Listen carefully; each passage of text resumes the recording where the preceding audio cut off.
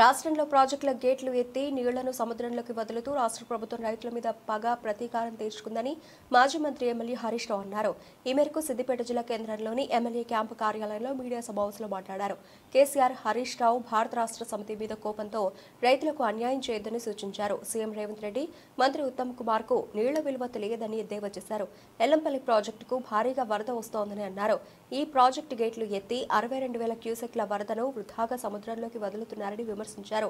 Kaleshwaram project పంపులను on చేసి రిజర్వాయర్లను నింపాలని demand చేశారు. రాష్ట్ర ప్రభుత్వం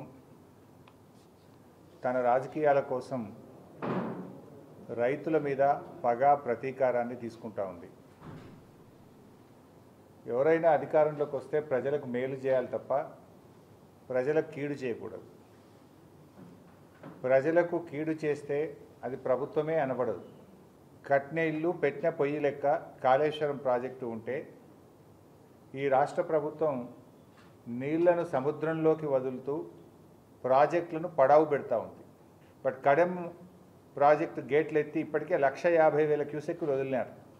సాయంత్రం వరకు అది శ్రీపాద ఎల్లంపల్లి ప్రాజెక్టుకు వరద వస్తుంది. 62,000 క్యూసెక్కుల వరద వస్తే ఈ ప్రభుత్వం గేట్లు ఎత్తి సముద్రంలోకి వదిలేసింది. నేను వారం రోజుల క్రితమే ఉత్తమ్ కుమార్ రెడ్డికి లెటర్ రాసిన. అన్నపూర్ణ, రంగనాయక సాగరు, మల్లన్న సాగరు, కొండపోచమ్మ సాగరు, అదేవిధంగా బస్వాపూరు రిజర్వాయర్లన్నీ ఖాళీగా ఉన్నాయి, చెరువులన్నీ ఖాళీగా ఉన్నాయి. ఈ ఉత్తమ్ కుమార్ రెడ్డికి, రేవంత్ రెడ్డికి నీళ్ల విలువ తెలియదు. ఇలా కృష్ణానదిలో నీళ్లు సముద్రం పాలవుతున్నాయి, గోదావరిలో నీళ్లు సముద్రం పాలవుతున్నాయి. గుడ్లప్పగిచ్చి రేవంత్ రెడ్డి, ఉత్తమ్ కుమార్ రెడ్డి చూస్తూ ఉన్నారు. గోదావరి పరివాహక ప్రాంతంలో 60% డ్యాములు ఖాళీగా ఉన్నాయి. మీరు మీ బురద రాజకీయాల కోసం వరద నీటిని సముద్రంలోకి వదలకండి, వరద నీటిని ఒడిసి పట్టండి, బురద రాజకీయాలు మానండి అని చెప్పి నేను కోరుతా ఉన్నా. ఇదేం చిల్లర రాజకీయాలు? కాళేశ్వరం ప్రాజెక్టు కూలింది అని మీరు చెప్పిన అబద్ధాన్ని, మీ గోబల్స్ ప్రచారాన్ని నిరూపించడం కోసం ఇలా మోటార్ లాంచ్ చేస్తలేరు మీరు. అరే ఒకటి నీళ్ళు సముద్రం పాలు చేస్తారు. నేను వారం కిందనే చెప్పిన, అరే మంచి ఫోర్కాస్ట్ ఉన్నది, వర్షాలు పడబోతున్నాయి, మోటార్లు ఆన్ చేయండి, నింపండి అని చెప్పిన. ఇక నిజంగా చూడండి మీరు, అన్నపూర్ణ 3.5 టీఎంసీలు, ఆడు ఉన్నది 1 టీఎంసీ. అన్నపూర్ణ రిజర్వాయర్ కెపాసిటీ 3.5 టీఎంసీలు, ఉన్నది 1 టీఎంసీ. రంగనాయక సాగర్ 3 టీఎంసీలు, ఉన్నది 1 టీఎంసీ. మల్లన్న సాగర్ 50 టీఎంసీలు, ఉన్నది 10 టీఎంసీలు. కొండపోచమ్మ సాగర్ 15 టీఎంసీలు, అక్కడ ఉన్నది 4 టీఎంసీలు. బస్వాపూర్ 12 టీఎంసీలు, అక్కడ ఉన్నది 1/2 టీఎంసీ. ఇవన్నీ నింపుకోవచ్చు కదా. ఎందుకు కాళేశ్వరం కూలిందన్నాం కదా, నీళ్ళు నింపితే ఎట్లా? కూలిందంటే మరి ఇప్పుడు నీళ్ళు వస్తే జనం దంతరేమో. ఇవాళ ఎస్ఆర్ఎస్పి ప్రాజెక్టులో ఆల్రెడీ 61 టీఎంసీలు వచ్చినాయి, దాని సామర్థ్యం 80 టీఎంసీలు. 61 టీఎంసీల నీళ్ళు ఆల్రెడీ ఎస్ఆర్ఎస్పీలు వచ్చినాయి. 151,000 క్యూసెక్కుల వరద ఎస్ఆర్ఎస్పీకి వస్తుంది. అంటే రోజుకు 15 టీఎంసీల నీళ్ళు ఒక్క రోజులో ఎస్ఆర్ఎస్పీ నిండుతుంది. నువ్వు వరద కాలువ ఓపెన్ చేసి మిడ్ మానేర్ నువ్వు ఎల్ఎండి నింపవా? ప్రభుత్వం నడపడం చేతనైతలేదా? మోటార్లు వస్తావు, గేట్లు ఎత్తవు, నీళ్లు సముద్రం పాలు చేస్తున్నావు.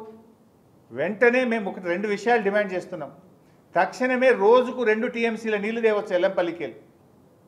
ఎస్ఆర్ఎస్పీ వరద కాలువ గేట్లు ఎత్తండి, వరద కాలువ ద్వారా మిడ్ మానేర్ నింపండి. ఎరువులు ఇయ్యక గోసపెడతావు, పంటల బీమా లేక గోసపెడతావు. ఈ కొత్త శాత కాకపోతే చెప్పు, వేలాది మంది రైతులు తీసుకుపోయి మేమే కట్టుకొత్తుతాము అని హెచ్చరిస్తూ ఉన్నాం. మర్యాదగా ఇస్తారా?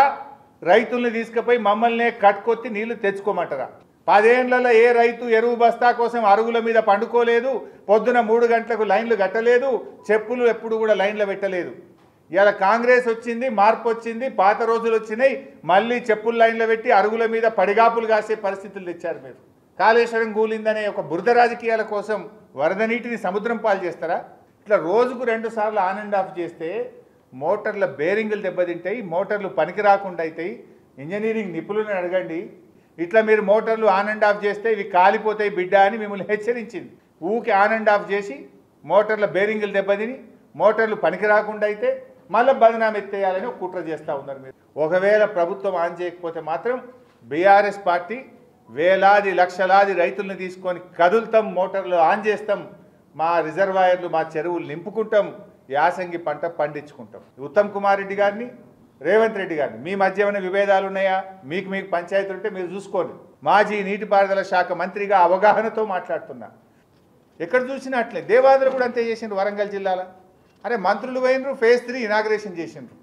ఎప్పుడు పోయిన యాసంగి పంటలో మంత్రులంతా 5 మంత్రులు పోయినరు, దేవాదుల ఫేజ్ 3 ఇనాగ్రేషన్ అన్నారు. ఇప్పటిదాకా దేవాదుల ఫేజ్ 3 మోటార్లు నడుస్తలేవు. ఎందుకు? ఇప్పుడు ఆడ గన్ని నీళ్లు పోతున్నాయి, సముద్రం పాలవుతున్నాయి. దేవాదుల మోటార్లు ఎందుకు ఆన్ చేస్తలేరు? దేవాదుల మోటార్లు ఆన్ చేయక వరంగల్ జిల్లాకు నష్టం. ఏఎంఆర్పి ఎస్ఎల్బిసి ప్రాజెక్టు మోటార్లు ఆన్ చేయక నల్గొండ జిల్లాకు నష్టం.